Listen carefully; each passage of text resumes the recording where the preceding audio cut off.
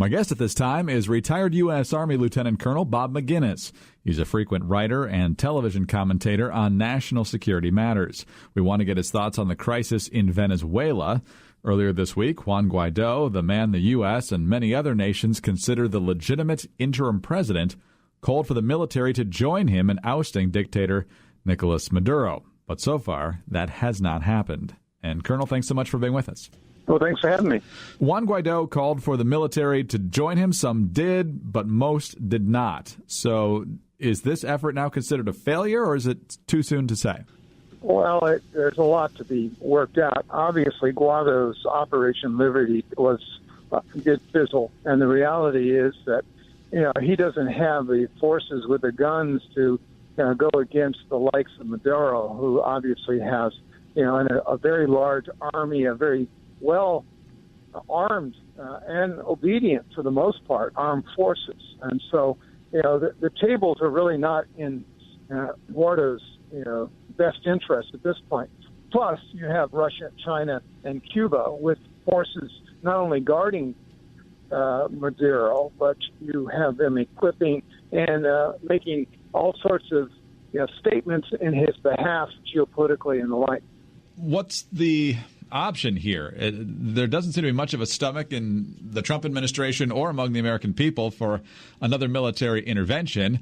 And with the Russians essentially propping up Maduro, along with some other nations as well, how do we get rid of him? Well, I don't know that we will. The region, Colombia, Brazil, have very capable militaries, and if they decide that it's against contrary to their national interest to allow this regime to continue, then they can do something. However, for the U.S. to deploy the 82nd Airborne, I think is a bit, overzealous.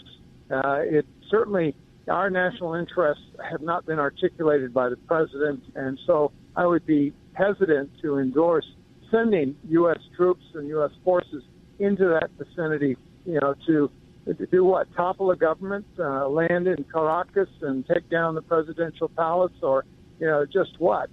Nobody has really articulated that, and until such time as they do, and I know John Bolton is working feverishly with the National Security Council to figure out what they ought to do, I don't know that we're going to do much more than talk, and that's why Pompeo is meeting with Lavrov, and others are being discussed.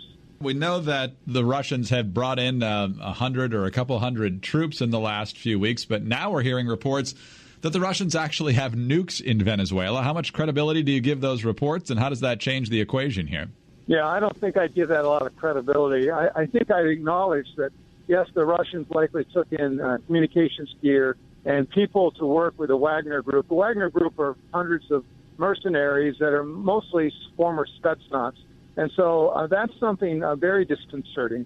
And they're, of course, going to guard the Russian investment, which is in the oil fields. And the Chinese are involved, not as directly as the Russians, but obviously the Cubans have 20,000 or so, depending upon who you believe. The Havana argues there are 20,000 doctors, and other sources are saying, no, there are 20,000 military people. So, you've got an interesting mix of information. That's why General Dunford said yesterday that we're gathering intelligence, trying to get inside the head of Maduro so that we can determine whether or not, there is a place that we can, really take advantage of the situation.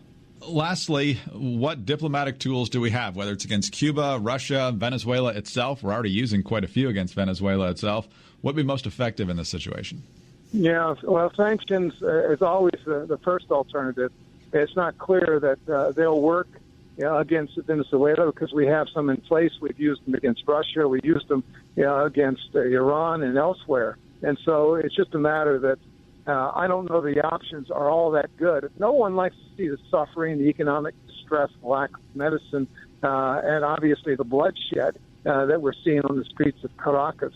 But the reality is that it is a sovereign country. It's their issue. We will help them if there's a means to help them, and the neighborhood has more of a vested interest than we do directly.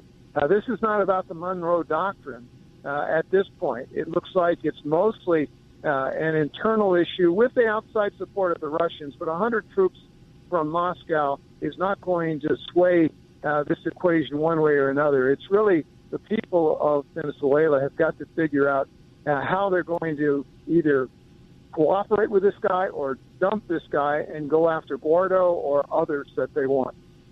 Very interesting. We'll be watching. Bob, thanks very much for your time today. We appreciate it. Thank you, Greg. Lieutenant Colonel, U.S. Army retired, Robert Maginnis. I'm Greg Columbus, reporting for Radio America.